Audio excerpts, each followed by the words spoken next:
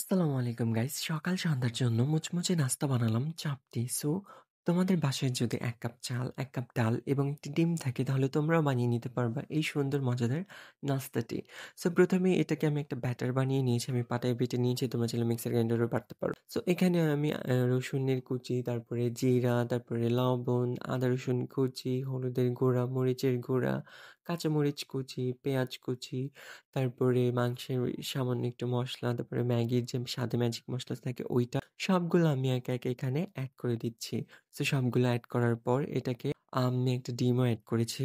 একটা ডিম এড করার পর এটাকে ভালো করে আমি মিক্স করে নিবো। ভালো করে মিক্স করে নেওয়ার পর এটাকে মিক্স করতে হবে কিছুক্ষণের জন্য। তারপরে এটাতে হালকা, হালকা করে পানি এড করতে হবে। আমি ১ কাপ পরিমাণে পানি নিয়েছিলাম। পুরোটা আমার লাগেনি।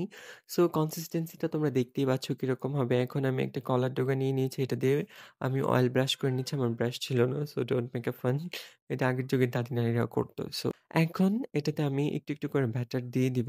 ব্যাটারটা হালকা একটু দেওয়ার পর এই যে এরকমভাবে যে গোল হাতা নিতে হবে অবশ্যই। তারপরে এটাকে ঘুরিয়ে দিতে হবে হালকা, হালকা করে রাউন্ড শেপে ঘুরিয়ে দিয়ে তারপরে এটাকে কিছুক্ষণ ঢেকে রাখতে হবে। এরপরে এটা এমনি রুটির মতন ফুলে সাইড দিয়ে ছেড়ে দেবে। সো কিছু করা লাগবে না। খুব সহজ ওয়েতে এটা হয়ে যায়। তারপরে এটাকে উল্টিয়ে পাল্টিয়ে একটু হালকা অয়েল ব্রাশ-টাশ করে এটাকে সুন্দর মতন মুচমুচে করে একটু ভেজে নিতে হবে।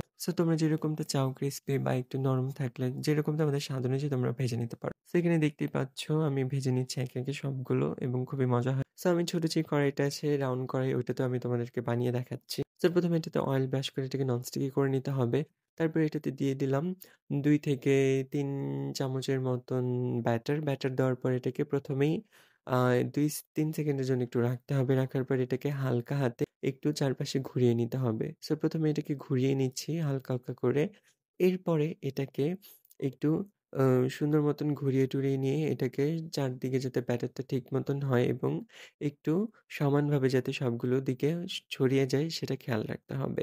একদিকে মোটা, একদিকে কম হলে হবে না। এটাকে ঢাকনা দিয়ে রাখতে হবে। কিছুক্ষণ ঢাকনা দিয়ে রাখার পর এটা এমনি রুটির মতন ফুলে উঠবে। কিছুক্ষণ পরে এটা সাইড দিয়ে এমনি ছাড়া শুরু করবে। কিছু করতে হবে না। জাস্ট হালকা একটু খুরচুন দিয়ে একটু খোঁচা দিয়ে দিলেই হবে। দেখতে হবে যে এটা ছেড়ছে কিনা। তারপরে এটাকে লো মিডিয়াম ফ্লেমে রেখে এটাকে ভেজে নিতে হবে উল্টাপাল্টা করে। এই যে দেখো আমি এখন খাচ্ছি। এটা খুবই মজার। আমার খুবই ফেভারিট একটা নাস্তা। তোমরা চাইলে বাসায় ট্রাই করতে পারো। Thank you so much for watching guys.